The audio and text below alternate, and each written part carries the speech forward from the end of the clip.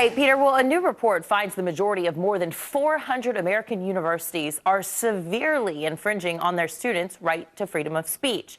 So which schools are the worst offenders? Here with some examples from the Foundation for Individual Rights, the group behind the study, Samantha Harris. Good morning to you, Samantha. Thanks for joining us.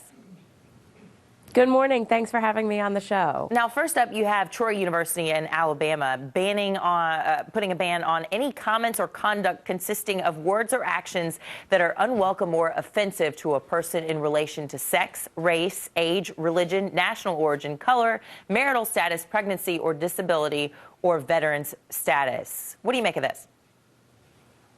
Well, this is a very, very broad policy, and it bans a lot of speech, including the kind of core political speech that's really at the heart of what the First Amendment exists to protect. In the course of a heated political debate, people often get offended. If you are discussing sensitive issues like affirmative action or immigration or the Iraq War, people may feel offended, on the basis of certain personal characteristics, but that doesn't mean that that political speech can't take place. And the policy is also totally subjective. If someone is offended, it's a violation of the policy. And so that means that the most sensitive members of the university community get to determine what speech is and isn't permissible. Yeah, for the masses there. And out of Virginia, Longwood University, speeches, demonstrations, and distribution of literature are limited to one area of campus and requires 5 days' notice. So what if they want to protest or something in response to a current event that happened the day before? Well, that's exactly the point. There needs to be some allowance for spontaneous speech on campus. It's understandable that universities will want notice of demonstrations when it's possible, but requiring students to wait 5 days after, say, 9/11 or the Boston Marathon bombing or any kind of event that people want to respond to immediately really deprives those students of the immediacy of their message. And that's an important part of getting that message across. Often, if you wait until the event is passed, the importance of your message is really lost. And so universities really need to make some allowance for spontaneous speech. They also can't quarantine free speech to just one or two small areas of campus.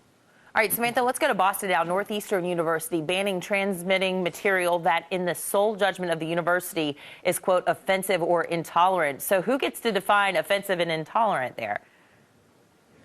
Well, it's right there in the policy, the sole judgment of the university. That is a lot of discretion. One thing we see in FIRE's work is that university administrations hate to be criticized. So any policy like this that gives the university complete discretion to decide what's offensive and to shut down conversation and debate has the potential to be used against students who want to criticize the university.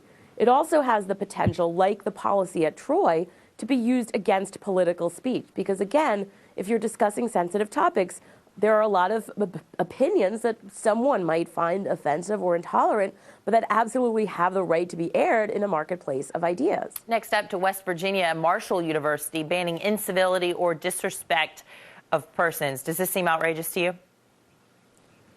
It does. Free speech is not always civil and respectful. People are allowed to be passionate. They're allowed to get angry. And in fact, a federal court in California struck down a civility policy on precisely those grounds. The judge said that requiring all speech to be civil deprives speakers of the emotional tools that they need to connect with their audience. If you require everything to be calm, people need to be allowed to be passionate without having to worry about being deemed uncivil or disrespectful. Yeah, certainly a topic worth discussing, especially when you remember Modesto Junior College, when the person there was getting into hot water for handing out a Constitution on Constitution Day. Samantha, thank you so much for your time. Thanks for having me. From FIRE, we appreciate that. 11 minutes.